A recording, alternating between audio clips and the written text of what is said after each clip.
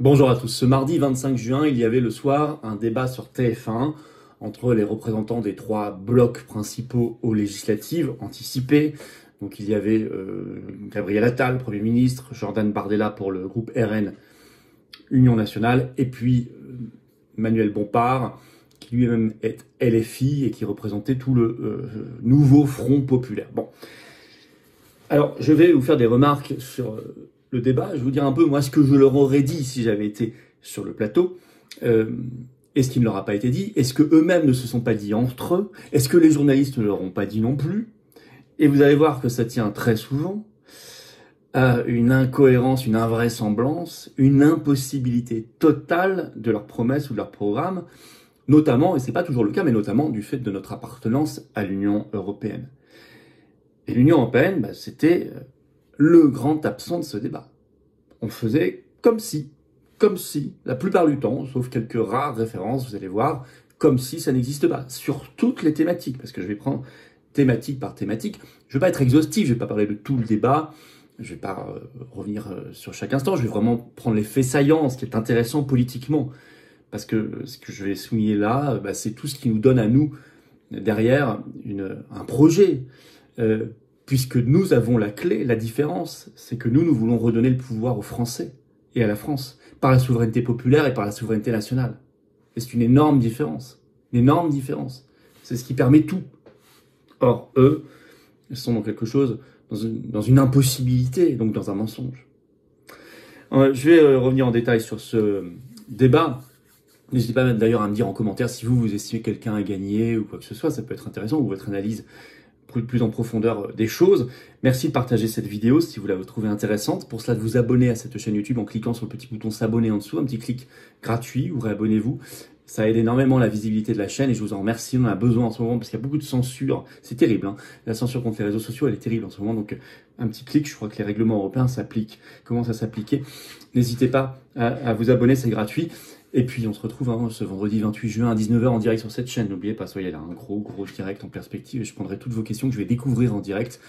Ce sera sans tabou ni langue de bois. On sera à 2 jours du vote, du premier tour. Soyez là, s'il vous plaît. Ça va être un grand moment. Bravo à vous et je vous attends aux patriotes. J'en reparlerai tout à l'heure, mais j'ai besoin de vous là. Un moment où le système est très dur, on a besoin, on va déployer face à ce moment de vérité tout un projet, on va aller sur le terrain, on va faire de l'éducation populaire, on construit le rassemblement dans le bloc souverainiste, et ceux qui veulent en tout cas, eh bien on a besoin de vous. Vous pouvez adhérer, réadhérer, ou faire un don au mouvement par les 2 premiers liens sous la vidéo en description, ou ces liens sont maintenant sur les-patriotes.fr par ailleurs, et je vous attends dès aujourd'hui, remettez pas à demain, dès aujourd'hui, mais je vous en reparle tout à l'heure. Allez, on y va. Analyse de ce débat, Attal, Bardella, Bompard, sur TF1, il devrait y en avoir un autre sur France 2. Sauf que cette fois-ci, ce sera Olivier Faure du PS qui représentera le nouveau Front populaire, parce qu'on ne connaît pas le nom de leur Premier ministre s'il gagne. Alors d'abord, premier thème qui était abordé dans ce débat, le pouvoir d'achat. Un thème très important qui arrive souvent en tête des préoccupations des Français. Et là, chacun s'est distingué par... on vraiment rentrait dans le débat comme il faut. Hein. On mettait les pieds dans le plat, ça a commencé par 3 mensonges. Alors d'abord, Gabriel Attal. Gabriel Attal nous dit « Nouvelle promesse sortie de son chapeau du gouvernement si jamais les Français font confiance au camp macroniste aux législatives. Finalement, en décembre, annonce-t-il dans ce débat, le gouvernement baissera les prix de l'électricité en France de 15%. Or, je rappelle que jusqu'ici, il n'a fait que les augmenter, et notamment, dernière augmentation, 9,8% en février 2024, donc quasiment 10%. Donc, cette promesse soudaine de baisse, finalement, est assez marquée, 15%. Chacun est libre de croire à cette promesse, ou de ne pas y croire. Hein. Est-ce qu'il y a une incohérence assez flagrante? Ensuite, Jordan Bardella. Alors, Jordan Bardella, on apprend confirmation que l'ERN renonce à la TVA 0 sur une liste de 100 produits de première nécessité. Ça, c'est mis de côté. On dit que ça sera peut-être plus tard, après l'audit qui va demander, je vais y revenir, pas avant septembre, si on peut, etc. Bon, ça, c'est mis de côté. Il veut surtout une baisse de la TVA sur les carburants. Alors, ce qui pourrait, effectivement, à condition que la marge soit pas reprise intégralement par les intermédiaires ou par le pétrolier, mais sinon, ça pourrait être efficace, effectivement, pour alléger un peu la facture pour les consommateurs, pour les automobilistes en particulier. Sauf que, c'est interdit par l'Union européenne. C'est interdit par l'Union européenne, Bardella, d'ailleurs, anticipe un peu dans ses éléments de langage ça, parce que ça lui a été dit quand même. Donc il dit oui, mais un pays a déjà eu une dérogation pour les baisser, c'est la Pologne. Oui, mais la Pologne a obtenu sa dérogation temporairement pendant 18 mois avec un accord de l'Union européenne, mais c'est fini déjà, et après les 18 mois, elle a dû réaugmenter sa TVA. D'ailleurs, pour le coup, Attal lui a fait remarquer, il lui a dit, mais la Pologne, depuis, a réaugmenté sa TVA comme avant. C'est ce que vous comptez faire aussi, donc? Pas de réponse. Et par ailleurs, Bardella dit, je vais financer tout ça, notamment en baissant la contribution française au budget européen, en la baissant de 2 milliards par an. Je vous rappelle qu'aujourd'hui, elle est de tout confondu, de 27 à 28 milliards par an, et qu'en retour, on a 13 milliards dans la PAC. Donc ça fait un différentiel de 14 à 15 milliards par an qu'on perd. Donc il veut baisser de 2 milliards. Donc on perdrait, au lieu de perdre 15 milliards par an, on perdrait 13 milliards par an. Et au lieu de donner 28, on donnerait 26.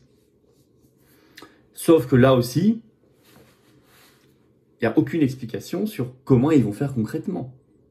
Parce que le budget européen actuel, il est déjà négocié et signé par les États membres jusqu'en 2027. Et il y a des engagements. Et l'Union européenne, si vous lui retirez 2 milliards, forte chance qu'en retour, elle vous enlève 2 milliards. Donc le solde sera le même, on ne gagnera rien. Voire pire, qu'elle utilise une arme qui s'appelle l'euro, qu'elle a entre ses mains. D'où la nécessité d'ailleurs d'avoir la souveraineté monétaire.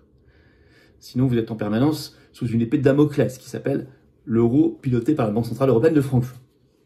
Donc là, il y a quand même un gros sujet parce que c'est une promesse centrale qui n'est pas explicable, ni expliquée, ni faisable en réalité. Alors quant à Bompard pour le nouveau Front Populaire, il insiste beaucoup sur l'augmentation assez massive du SMIC à 1 600 € par mois. Très bien, moi je pense que les salaires sont beaucoup trop bas en France, je l'ai déjà dit, c'est dans notre programme, mais nous c'est explicable, c'est faisable. Là, Bompard, je rappelle que le nouveau Front Populaire veut également rester dans l'Union européenne et dans l'euro. Point commun d'ailleurs des 3 blocs. Or, comment voulez-vous augmenter les salaires avec une monnaie qui structurellement fait pression à la baisse sur vos salaires? Parce que le maintien dans l'euro demande des efforts d'ajustement structurel tous les ans, demande des efforts d'austérité tous les ans, et notamment de modération salariale, le terme qui revient tout le temps dans les documents de l'Union européenne et notamment de l'eurozone. Autre pression à la baisse permanente sur les salaires en France, liée à notre appartenance à l'Union européenne, c'est la concurrence déloyale qui est organisée. L'Union européenne, par ses accords de libre-échange, par l'ouverture totale des frontières internes et externes, qui est dans les traités, nous met en permanence en concurrence avec des travailleurs en tous secteurs qui sont bien moins payés que les nôtres. L'effet mécanique, vous le comprenez, c'est que ça empêche qu'on augmente trop nos salaires. Donc c'est ce qu'on appelle une pression à la baisse permanente sur les salaires. Et ça, ce que je vous dis là, je l'aurais dit à Bompard si j'avais été sur le plateau, je lui aurais posé la question de comment faire dans ce... Est-ce qu'il n'y a pas une incohérence à vouloir rester dans l'euro et l'Union européenne tout en disant qu'ils vont augmenter vraiment les salaires? Évidemment, personne ne leur a dit sur le plateau. Oui, parce que les 3 blocs sont pour rester dans l'euro et l'Union européenne, donc ils n'ont pas intérêt. Il y a un consensus implicite entre eux de ne surtout pas aller sur ce débat-là, et les journalistes non plus n'ont pas posé la question. Ensuite, sur les retraites. Alors là, bon, Attal, lui, assume sa réforme, il n'a pas dit grand-chose. Bardella nous dit, pour les travailleurs de moins de 20 ans, retraite à 60 ans, mais au-delà, on ne touchera pas. Et il assume maintenant, il y aura des gagnants et des perdants dans sa réforme, puisque l'exemple lui a été pris sur le plateau, mais quelqu'un qui commence à travailler à 24 ans, à quel âge il va pouvoir partir? Et il répond 66 ans. Il y aura des perdants et des gagnants. Mais ça n'a pas été trop dit avant aux Français. Donc là, on a compris que l'ancienne promesse de la retraite à 60 ans est terminée, du côté du RN. Quant à Bompard, il veut revenir à un âge de départ à 60 ans, avec taux plein ou pas. Le problème, ça avait été révélé par une interview, alors il était ministre des Affaires européennes, Clément Beaune, dans Ouest France, elle est toujours en ligne, le 3 septembre 2020. Clément Beaune avait révélé que le plan de relance Covid de juillet 2020, qui donne à la France 39 milliards, en contrepartie on paye 80, est conditionné à différentes réformes, dont celle de l'assurance chômage et dont celle des retraites que fera un an plus tard, finalisera le gouvernement. Donc comment, encore une fois, là, Bompard, enfin, nouveau Front Populaire, va faire s'il ne remet pas en cause ce cadre européen? Qui nous explique, évidemment, encore une fois, la question ne lui a pas été posée. Alors sur la dette, quand même, Attal nous dit, il dit oui, c'est vrai qu'on a augmenté la dette de plus de 1000 milliards pendant nos 7 ans, pour l'instant, de gouvernance, de gouvernement macroniste. Mais il répond, il a une explication, il dit oui, mais il y a eu, je cite, le Covid, les vaccins gratuits. Et évidemment, personne sur le plateau pour le questionner sur l'utilité, la nécessité, la pertinence et même le bénéfice réel, voire la nocivité de cet argent qui se compte effectivement par centaines de milliards qui a été jeté pour le Covid. Il fallait indemniser les confinements, les couvre-feux, les fermetures de magasins, de commerces, d'activités économiques. Ça coûtait un fric fou. Les vaccins gratuits, dit-il. Oui, mais gratuits il a bien fallu les payer. Gratuits pour les injecter. Oui, mais il y a des questions derrière tout ça. On n'en parle pas, effet secondaire, pertinence de tout ça, de cet argent jeté par les fenêtres, la Suède qui n'a rien fait, qui s'en sort mieux à la fin, qui n'a pas dépensé cet argent. Non, rien, pas un mot. On notera quand même, j'en ai parlé brièvement, mais il faut y revenir, Bardella, l'astuce bien connue de l'audit pour annuler ses propres promesses. Bardella dit, si on arrive au pouvoir, on commencera par un grand audit des finances publiques parce que la situation nous est cachée. D'abord, elle ne nous est pas si cachée que ça. Si vous lisez les rapports de la Cour des comptes et d'autres institutions financières, on sait que la situation elle est catastrophique. Et c'est dit, hein, c'est écrit. Les gouvernements, eux, c'est vrai, dans leur communication, enjolivent toujours la situation, cachent les choses, maquillent les choses. Ça, c'est le politique.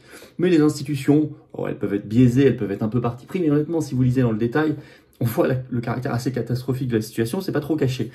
Donc l'astuce de l'audit, c'est souvent pour dire « Ah, la situation, on fait l'audit, 3 mois plus tard, on dit « J'ai les résultats de l'audit, la situation est pire que prévu, désolé, je vais devoir annuler mes promesses. » C'est ça, c'est une astuce. Il faudrait mieux le dire avant aux Français.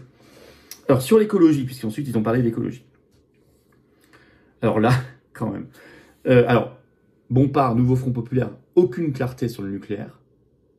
On nous dit que ça sera renvoyé à un débat parlementaire parce qu'à l'intérieur de leur coalition, il y a des anti-nucléaires comme LFI, il y a des pro-nucléaires comme le PS, anti-nucléaires aussi comme les Verts.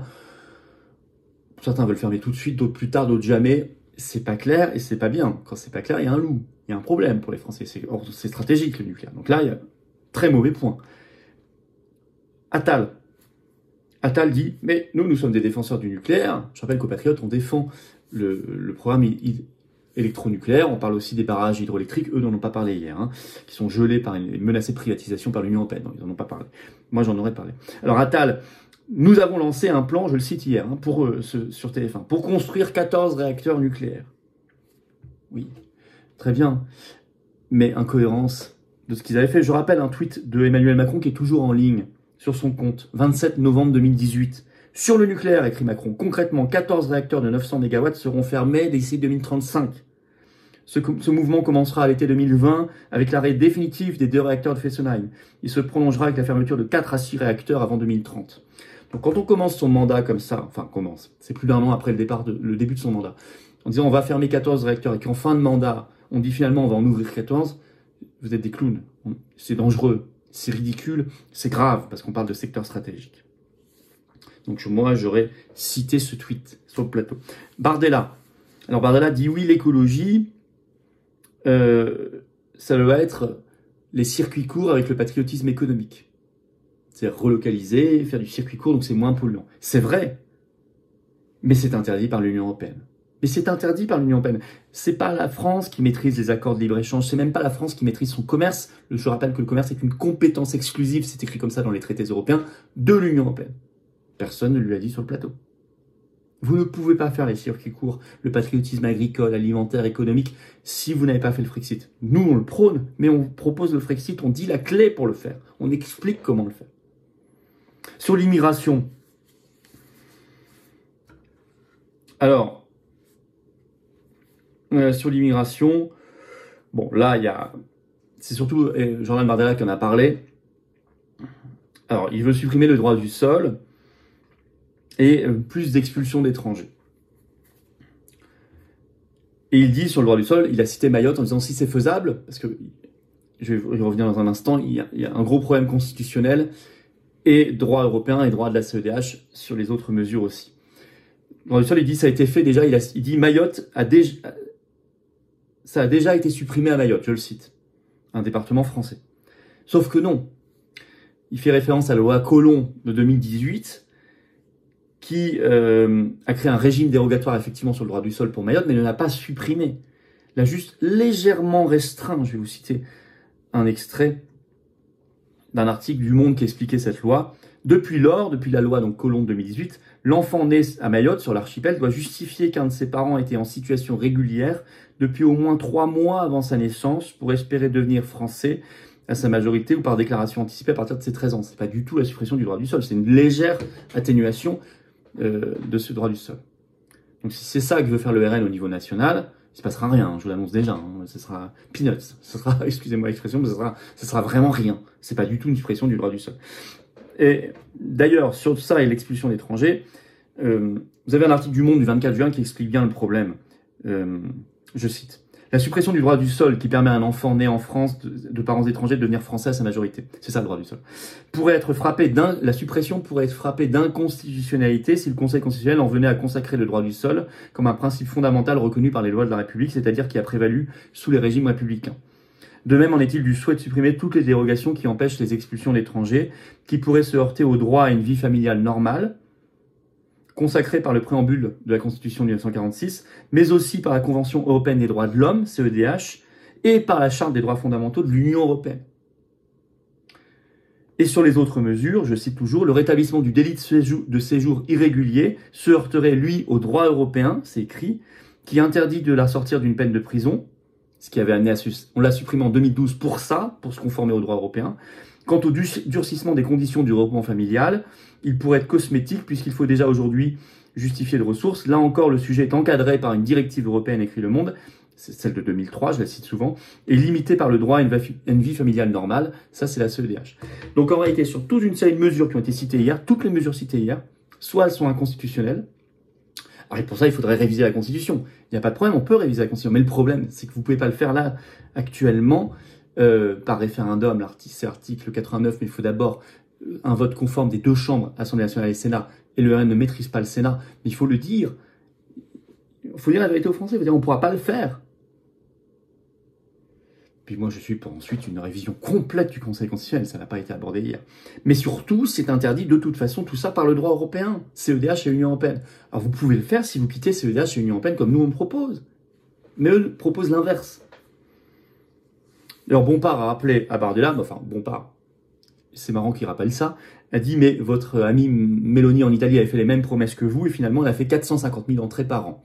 Ce qui est vrai, c'est assez drôle que ça vienne de Bompard qui est plutôt donc d'accord avec Meloni finalement, il le reconnaît lui-même. Quant à la volonté maintenant du RN de réserver certains emplois de la haute fonction publique, de les interdire aux binationaux, le seul exemple qu'a donné hier Jordan Bardella, parce que c'est une mesure un peu bizarre, parce que il y a déjà des enquêtes en fait sur ces quelques dizaines de postes très ciblés. Donc on n'a pas besoin de faire une règle générale sur les binationaux, parce qu'il peut y avoir des binationaux franco quelque chose très loyaux à la France, alors qu'il peut y avoir des non-binationaux seulement français qui ne le sont pas du tout. Hein. Regardez, Emmanuel Macron, il n'est pas binational, mais il n'est pas du tout loyal à la France. Donc c'est pas le critère. Il faut faire des enquêtes très serrées, tout simplement, sur ces Français-là. Mais le seul exemple, en tout cas, qu'a donné hier Bardella, ce sont les franco-russes. Bon, c'est assez politiquement correct. Alors, sur la sécurité, enfin, non, pas enfin, on dirait un mot de la santé, Attal est drôle, puisqu'il dit, il a plein d'idées maintenant. Je propose, et il dit notamment, je veux atténuer l'excuse de minorité. Nous rappelons qu'ils sont au pouvoir depuis 7 ans. Donc, avoir d'un coup beaucoup d'idées sur la sécurité, rétablissement de l'ordre public, notamment sur l'excuse de minorité, est assez drôlatique. Or, journaliste là, je cite la journaliste à un moment qui a animé le débat. Nous ne pourrons pas parler de la France dans le monde, faute de temps. Désolé, on va passer à la conclusion. Donc, hop, on squeeze la guerre en Ukraine, le Proche-Orient, donc l'Union européenne, j'imagine, la politique étrangère de la France, la politique de défense, tout ça, hop. Allez hop, on n'en parle pas. Certains disent que c'est le domaine réservé du président de la République, donc ça n'a rien à faire dans les législatives. C'est faux. Dans la Constitution, il n'y a pas de domaine réservé. Il est juste chef des armées, ça c'est vrai, c'est constitutionnel. Tout le reste, la politique étrangère, on peut estimer que ça... Alors, il y a des pratiques, notamment instaurer par différents présidents de la République, c'est vrai, mais constitutionnellement, et notamment en période de cohabitation, c'est l'article 20 de la Constitution qui s'applique, qui recouvre aussi la politique étrangère. Bon, enfin, de toute façon, ce serait intéressant d'avoir la vision de ces trois prétendants sur leur politique diplomatique étrangère. Ah bah non, faute de temps de parole, on n'en parlera pas. Okay. Sur la santé, j'y reviens un instant, Bompard a demandé un plan d'urgence pour l'hôpital public, très bien, réouvrir des lits, tout ça, on en a fermé, je rappelle, 100 000, plus de 100 000 en 25 ans à la demande de l'Union européenne, mais là aussi, il ne nous explique pas comment il fera avec les pressions de l'Union européenne qui veut privatiser le secteur. Grand point d'interrogation et personne ne lui a dit sur le plateau, bien sûr. Alors là, j'en ai dit, on ne pourra donc pas parler de la France dans le monde faute de temps, mais on ne parlera pas non plus de l'Union européenne, on ne parlera pas non plus de l'OMS, on ne parlera pas non plus de l'OTAN, qu'il faut quitter. Bah non, on ne parlera pas de tout ça. On ne parlera pas de l'essentiel, en fait. Alors, en conclusion, est-ce qu'il y a eu gagnant-perdant? Non. De mon point de vue, c'est très compliqué à dire. Enfin, vous verrez, vous me direz. Le débat était trop confus. Il y avait un manque de clarté générale pour qu'on dise qu'il y a un gagnant, un perdant. Moi, globalement, je trouve que c'était pas au niveau de gens qui pourraient être Premier ministre de la France. Et je vais vous dire, en réalité, l'absence de souveraineté d'un pays fausse tous les débats. Ça rend tout sans intérêt. Parce qu'en réalité, soit vous savez qu'ils mentent, si vous avez les clés pour décrypter, j'en ai donné beaucoup dans cette vidéo, soit eux-mêmes s'interdisent, s'auto-censurent d'aller sur des sujets, par exemple la question monétaire, tout ça, parce qu'on n'a déjà plus du tout la souveraineté, qu'ils ne comptent pas la récupérer. Donc, ça affadit le débat. Et un débat fade, souvent, n'a pas de vainqueur, n'a pas de perdant. Vous voyez ce que je veux dire? Alors, l'Union européenne, c'est vraiment l'éléphant au milieu de la pièce. Personne ne le voit, il est là pourtant. Mais on va se concentrer sur la petite souris. Les petits détails, les petites virgules, les petits chiffres. Où est-ce qu'il y avait une rupture dans ce débat sur TF1 ce 25 juin? Où est-ce qu'il y avait une rupture? J'en ai vu aucune. Personne ne proposait en réalité et ne pouvait proposer dans ce contexte une rupture. Le bloc souverainiste, nous devons être prêts. Je veux dire, quand on voit ça, on se dit que la relève elle va venir plus vite que prévu. Hein. On est vraiment dans un grand moment de vérité et d'accélération de l'histoire. Tenons-nous prêts. Nous sommes prêts. Je vais réitérer de manière très concrète l'appel au bloc souverainiste, c'est-à-dire au rassemblement, à toutes les forces qui sont souverainistes, qui sont frexiteuses, en disant fini la récréation là. Nous sommes les seuls à avoir fait des alliances aux élections 2021 régionales, 2022 présidentielles législatives, 2024 aux européennes, 3 mouvements politiques, plus le cercle Aristote, plus des personnalités, et vous en face. Jamais. Il va falloir que tout le monde s'y mette. Et nous allons les rappeler à leurs responsabilités, comme je l'ai fait dès le soir même de l'annonce de la dissolution le 9 juin. Allez voir ma vidéo sur l'annonce du bloc souverainiste. Parce que la relève, elle est là. Parce qu'il faut dire la vérité aux Français. Vous ne pourrez rien faire si vous restez dans l'Union européenne, l'euro, Schengen, le marché européen d'électricité. Rien. J'y ajoute bien sûr la CEDH, OMS et OTAN. C'est pas monstrueux de quitter tout ça. C'est juste une politique extrêmement logique. Ça peut se faire très vite, ça se fera très vite. Et on retrouvera les clés. Voilà. Si vous êtes en accord avec cette vidéo, merci de la partager. Elle est un peu plus longue, mais elle est importante. Merci pour ça de vous abonner à cette chaîne en cliquant sur s'abonner. Ici, un petit clic gratuit, c'est important. Ça aide à mieux visibiliser. Les vidéos sont mieux perçues, mieux vues, mieux diffusées par YouTube. Et je vous attends, patriotes, dès maintenant. J'ai besoin de vous. Ce combat, il est exaltant. Vous pouvez adhérer, réadhérer dès maintenant ou faire un don au mouvement pour nous aider à faire plus d'actions. J'ai besoin de vous. Vous restez pas seuls. Rejoignez dès aujourd'hui. Remettez pas à demain. L'oligarchie remet jamais elle à demain ses mauvais coups. Elle ne les remet jamais à demain. Adhérer, réadhérer, c'est facile pour le faire. C'est le premier lien sous la vidéo en description. Je vous attends. Ce lien est également en commentaire épinglé. Une petite fiche sur l'écran maintenant et dans quelques secondes un lien sur l'écran. Faire un don au mouvement, c'est le deuxième lien sous la vidéo en description. Ça nous permet de faire plus d'actions, de rembourser les européennes où on n'a pas été remboursé par l'État, etc. Nous, on bouge. Qui a fait les centaines de manifestations, les actions en justice contre cela? Qui fait tout ça? Personne d'autre. Aidez-nous à le faire. Venez le faire avec nous. Engagez-vous dès maintenant. C'est beau, c'est exaltant. C'est pour nous, nos enfants, nos petits-enfants, notre France, notre humanité, nos valeurs, notre libération. Ça viendra beaucoup plus vite qu'on ne le croit. La relève doit être prête, mais j'ai besoin de vous, je ne peux pas le faire sans vous. On n'a pas les copains du système, nous. On n'a pas l'oligarchie, on n'a pas les banques, on n'a pas les millions d'aides publiques, on n'a rien. Mais on a le nombre, on a le cœur, on a les convictions, on a l'envie. Venez dans cette espérance, dès aujourd'hui. Adhérez, réadhérez, faire un don. Par ailleurs, tous les liens sont sur le mouvement, sur le site du mouvement, les-patriotes.fr. Et c'est défiscalisé aux 2/3 pour vous. Profitez-en, ça fait baisser massivement vos impôts. Concrètement, donnez pas ça au fisc de Macron. Donnez-les à la résistance, à la cause qui en a bien besoin et qui a prouvé qu'elle faisait. Bravo aux donateurs, aux réadhérents, bienvenue aux nouveaux adhérents patriotes. Vive la France!